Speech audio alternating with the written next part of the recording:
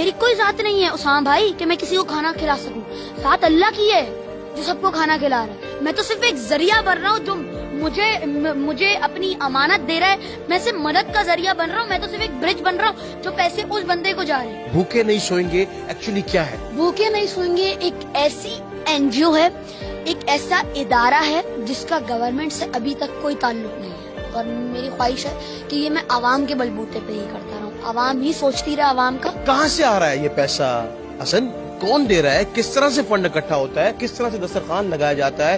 کیا کیا چیزیں دی جاتی ہیں؟ انسانیت کی سپورٹ کس طرح سے جاری ہے؟ دیکھیں, مجھے جتنی بھی فنڈنگ آئی ہے, میں فنڈنگ کو بھی فنڈنگ کا نام نہیں دیتا, میں کہتا ہوں مدد کریے, کیونکہ وہ لوگ مدد کر رہے ہیں. اور اگر میں اس میں گنائی میں جاؤں کہ میں ایک دن کے کتنے لوگوں کو میں نے راشن دیے, ایک دن کے میں نے کتنے لوگوں کو کھانا کھلایا, وہ آپ سمجھے بہت میں غلط رانگ وے میں جا رہا ہوں. نیکی کبھی گنی نہیں جاتی. اگر اسامہ بھائی نے حسن عدیل کو 50 روپے دیے تو میں وہی بات ریپیٹ کروں گا کہ 50 روپے میں ایک دال آ جاتی ہے, 50 روپے میں ایک روٹی آ جاتی ہے, 50 روپے میں چینی آ جاتی ہے, اور بہت ڈھیر ساری چیزیں آ سکتی ہیں. ہم لوگ ماشاءاللہ سے ہر اتوار اب دسترخوان لگا رہے ہیں. 7 بجے سے 10 بجے تک ہم لوگ نے لوگوں کو یہ پیغام پہنچایا کہ کوئی بھی آئے اپنی فیملیز کو لائے, کھائے. میں اگر چاہتا تو میں اس اتوار باہر جاتا لیوش ریسٹورینٹس میں وہاں کھانا کھاتا, میں فیس بک پہ اسٹوری ڈالتا, السلام علیکم گائز, میں آیا ہوں اس ریسٹورینٹ میں اور میں یہ کھانا کھا رہا ہوں, آپ نے کیا کھایا؟ کچھ نہیں کھایا نا, ہاں کچھ کھائیے گا بھی مت. میں یہ کہہ سکتا تھا, مگر میں تو اس غریب طبقے کے ساتھ بیٹھ کے کھانا کھا رہا ہوں تاکہ اس سے یہ احساس نہ ہو کہ وہ غریب ہے. کیا چیز ایسی تھی جس کو دیکھنے کے بعد دل خون کے آنسو واقعی روتا ہے اور ایک سوچ انسان کے دماغ میں بن جاتی ہے, اور پھر ایک 11 سال کا بچہ جس پہ ذمہ داری بنتی نہیں ہے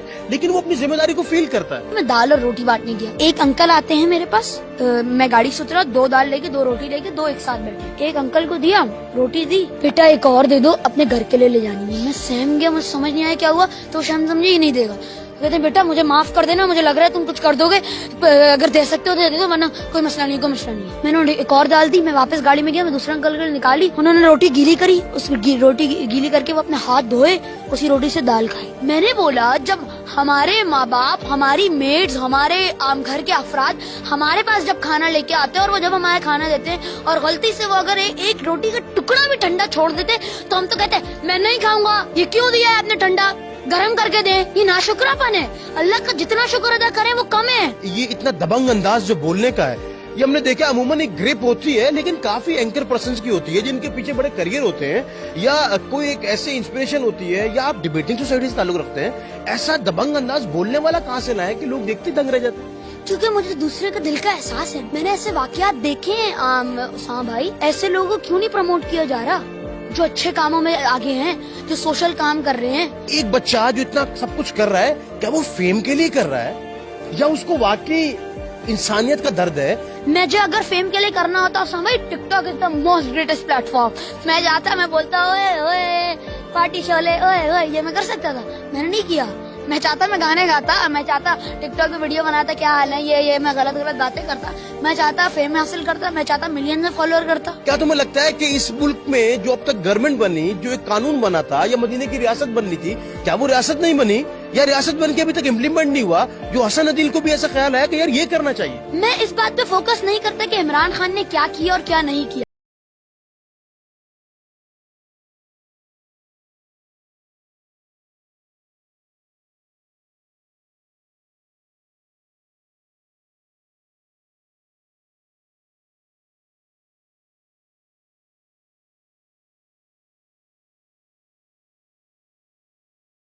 اب یہ بھی بھوکا سو رہا ہے.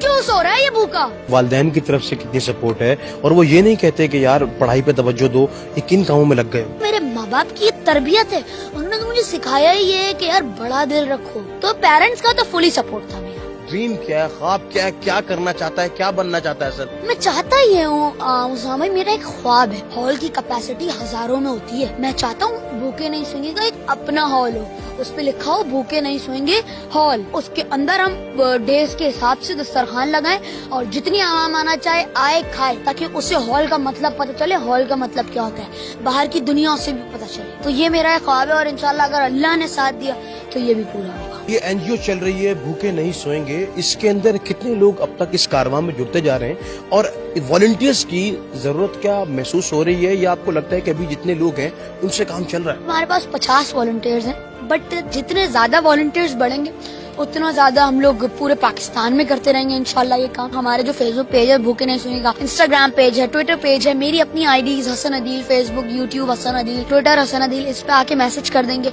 मैं जरूर जवाब दूंगा, वॉलंटियर फॉर्म भेज दूंगा। तो हमें मेंबर्स की तहे दिल से जरूरत है ताकि ये काम और अच्छे से हो और ज्यादा तरीके से हो।